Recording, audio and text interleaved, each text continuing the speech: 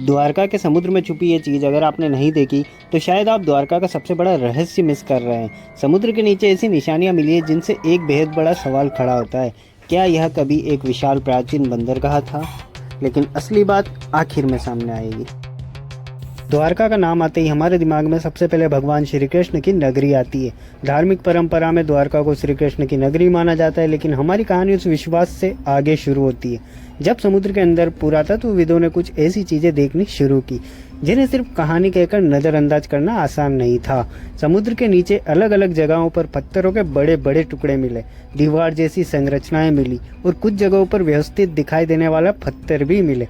एक खोज में तो समुद्र के नीचे एल आकार की पत्थर की दीवार भी दर्ज की गई थी। लेकिन यह सबसे बड़ा सवाल है कि अगर ये सिर्फ समुद्र में पड़े हुए पत्थर नहीं है तो ये बनाए किसने थे और किस काम के लिए? और इसका जवाब हमें मिलता है एक ऐसी चीज से जो किसी भी समुद्री शहर के लिए बेहद महत्वपूर्ण होती थी। समुद्र के नीचे सिर्फ पत्थरों की संरचनाएं नहीं मिली, वहां मिले पत्थर के लंगर, और ये एक दो लंगर नहीं थे। शोध में द्वारका के पानी में 120 से ज़्यादा पत्थर के लंगर दर्ज किए गए थे। इनमें अलग अलग आकार और प्रकार के लंगर शामिल थे। कुछ में रस्सी बांधने के लिए छेद थे, कुछ के नीचे अलग तरह के छेद बनाए गए थे।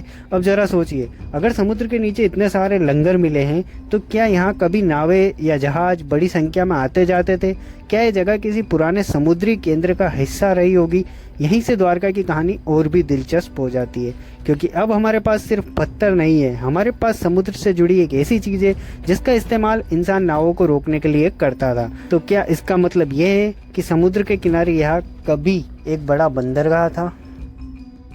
यही वो सवाल है जिसने समुद्री पुरातत्व की इस खोज को इतना दिलचस्प बनाया। द्वारका के समुद्र में मिली कुछ संरचनाओं को शोधकर्ताओं ने पुराने समय के घाट, समुद्री सुरक्षा संरचना या नावों को ठहरने वाली जगह से जोड़ने के लिए संभावनाओं पर चर्चा की है। लेकिन यह एक बहुत जरूरी बात है, संभावना और प्रमाण एक ही चीज नहीं होते। समुद्र के नीचे संरचनाएं मिली है, लंगर मिले, लेकिन सिर्फ इन चीजों के आधार पर यह कहना कि यही श्री कृष्ण की द्वारका का बंदरगाह था अभी बहुत बड़ा दावा होगा। और यही बात इस रहस्य को खत्म नहीं करती बल्कि और बड़ा कर देती है, क्योंकि अब असली सवाल है ये चीजें आखिर कितनी पुरानी है।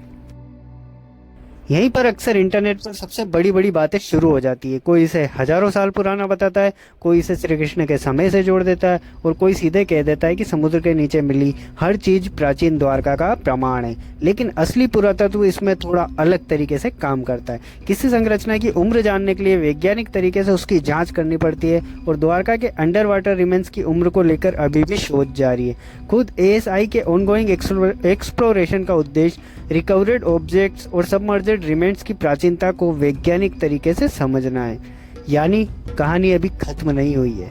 लेकिन अगर सब कुछ पहले ही साबित हो चुका होता तो आज भी समुद्र के अंदर खोज करने की जरूरत क्यों पड़ती? यहीं से कहानी वर्तमान समय में आ जाती है। 2025 में भारतीय पुरातत्व सर्वेक्षण यानी ASI के द्वारका और बेट द्वारका के समुद्री क्षेत्र में नए सिरे से अंडर वाटर एक्सप्लोरेशन शुरू किया। इसका उद्देश्य था समुद्र में डूबी पुरातात्विक चीजों को खोजना, उनका दस्तावेज बनाना और उनका अध्ययन करना। मतलब ये सिर्फ सैकड़ों साल पुरानी खोज की कहानी नहीं है। आज भी वैज्ञानिक समुद्र में उतरकर इसी सवाल का जवाब तलाश रहे हैं। और अब बात आती है इस पूरी कहानी के सबसे दिलचस्प मोड़ की। अगर आपको लगा कि यह खोज 2025 के साथ खत्म हो गई तो ऐसा नहीं है। भारत सरकार की जुलाई 2026 की जानकारी के मुताबिक द्वारका और बेट द्वारका में अंडर वाटर रिसर्च और एक्सप्लोरेशन अभी भी चल रही है, और इन जगहों को 2030 तक अंडर वाटर एक्सप्लोरेशन और एग्जावेशन के लिए पहचाने गए स्थलों में भी शामिल किया गया है। अब सोचिए, अगर समुद्र के नीचे मिली चीजें इतनी साधारण होती तो इतने सालों बाद भी उनकी खोज जारी रखने की जरूरत क्यों पड़ती? शायद इसलिए क्योंकि समुद्र अपने अंदर से पत्थर नहीं छुपाता, वो पूरी कहानी के टुकड़े छुपा सकता है। तो अब उस सवाल पर आते हैं जिसके लिए शायद आप पूरी वीडियो देख रहे थे। क्या समुद्र के नीचे मिली ये संरचनाएं श्री कृष्ण की द्वारका को साबित करती है? इसका जवाब अभी सीधे हाँ कहना सही नहीं होगा, क्योंकि धार्मिक परंपरा में द्वारका की अपनी कहानी है और समुद्र के नीचे मिले पुरातात्विक अवशेषों की अपनी वैज्ञानिक जांच। दोनों को समझना जरूरी है, लेकिन इतना जरूर है कि द्वारका के समुद्री क्षेत्र में वास्तविक under water archaeological remains, stone structure और बड़ी संख्या में स्टोर एंकर डॉक्यूमेंट किए गए, और इन्हीं चीजों को समझने के लिए आज भी अंडर वाटर रिसर्च जारी है।